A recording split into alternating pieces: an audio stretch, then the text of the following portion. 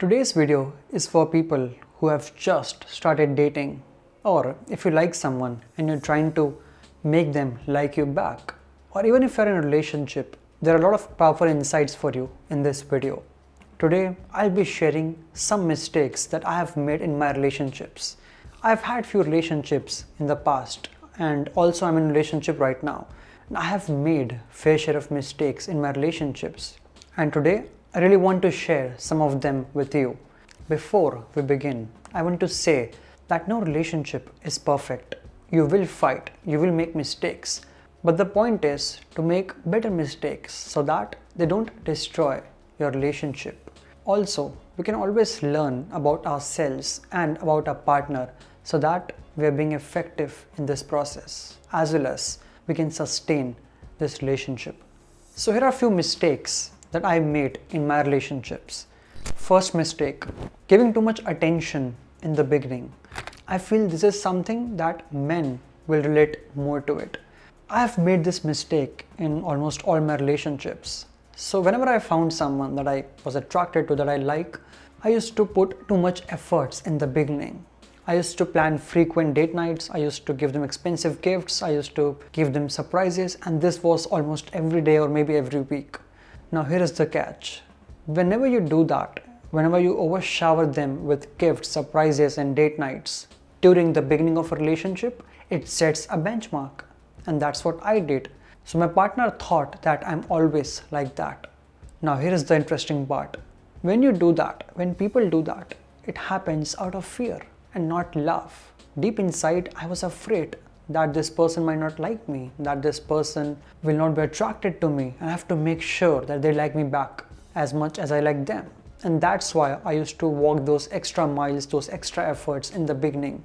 Now what happens is that once we are past that, once the other person falls in love with us, we try to reduce those efforts. Why? Because now we are stable, now we are much secure, now we are emotionally stable.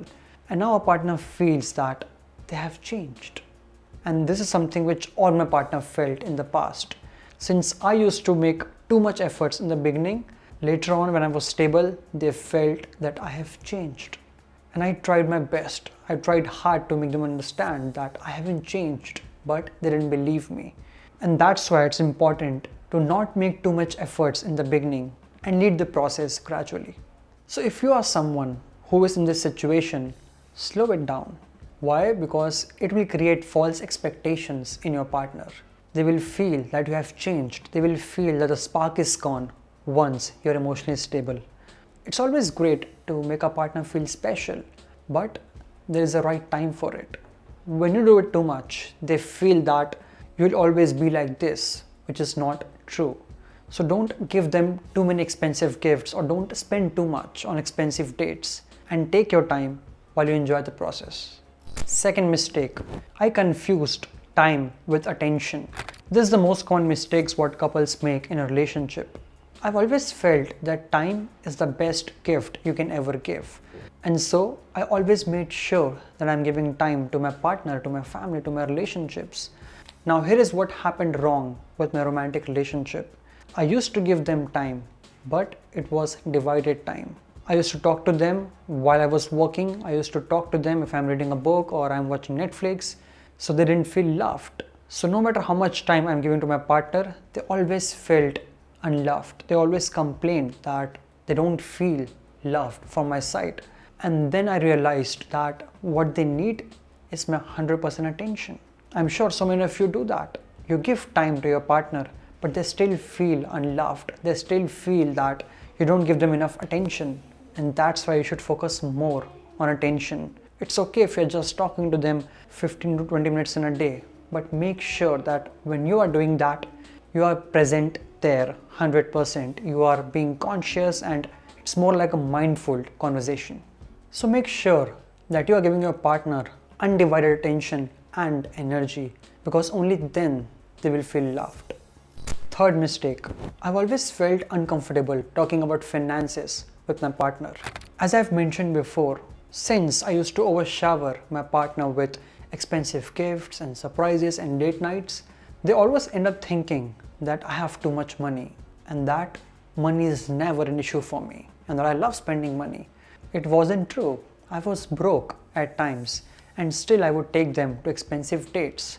There were so many times that I thought, let's split the bill, or I should tell them to pay the bill this time, which is fine in a relationship. But I could never do that because I thought that it would make me feel small or it would make me look small, and that's something I can't afford in a relationship.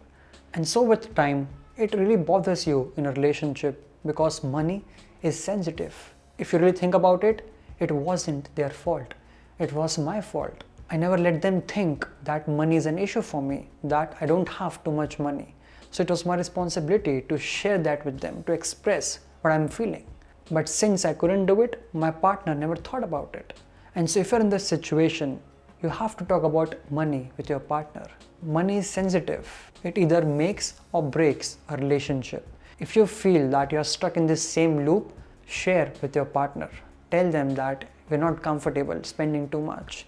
Is it okay if we go to normal place? If they have a birthday, if you feel that you don't have a strong budget, don't go so hard on yourself. Give them that comes something in your budget. We feel that it's just this time, why not do it? But it's a never-ending cycle. So if you feel that it's just a birthday or it's just date night, no.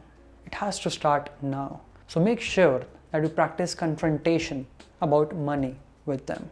Fourth mistake, emotions versus logic. Whenever there was a fight or argument between me and my partner, I would always bring up logic while she was emotional, and it would even hurt them bad. Now here is something that we all need to learn. We have to tackle logic with logic, emotions with emotions, but we can't tackle logic with emotions. It's very heartbreaking for them. I know that we all want to win. Whenever I put logic in an argument, I realized it's because I wanted to win. And here is the biggest misconception.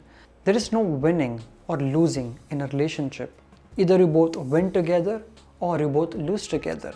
So if you think that by bringing up the logic, you can win in an argument or fight, no, you are wrong. Because are they happy?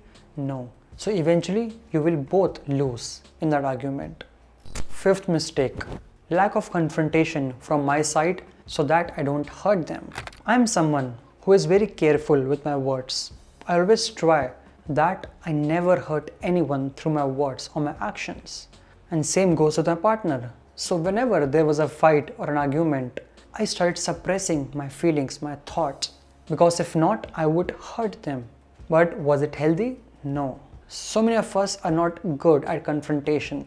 We often suppress our thoughts, our emotions, our feelings, and we feel that we are doing the right thing and we're not hurting them, but it poisons our brain. All the times that I was suppressing my feelings, I thought that I'm letting it go. But no, my mind was becoming toxic, because after a point of time, you start resenting your partner. So if you're someone who are not good at confrontation, you have to give it a shot and you have to try practicing it. I know that no one taught us that confrontation is important, not even in school, not our parents. And so this is one skill that we all are equally bad at. But if you really value this relationship, if you really value your partner and you have to make this relationship work, tell them. So many times they will get hurt, but it's okay. At least you won't be poisoning your brain and you won't resent your partner. And I'm sure at the end, you guys will fix it. At the end, I just want to say that communication can solve so many problems. We just need that willingness to communicate, to convey, and to confront our partner. If you like this video, please make sure that you share this with your partner, you share this with your friends and family. Why? Because all of us can grow that way. At last, I just want to say that please like, comment, share this video, and most importantly, please subscribe to this channel. So many of my audience, I think almost 80 to 90% of my audience don't subscribe to the channel. If you hit that subscribe button, next time whenever there's a new video, you will be informed first. So let's keep growing together and let's always choose love over ego. I'll see you next week.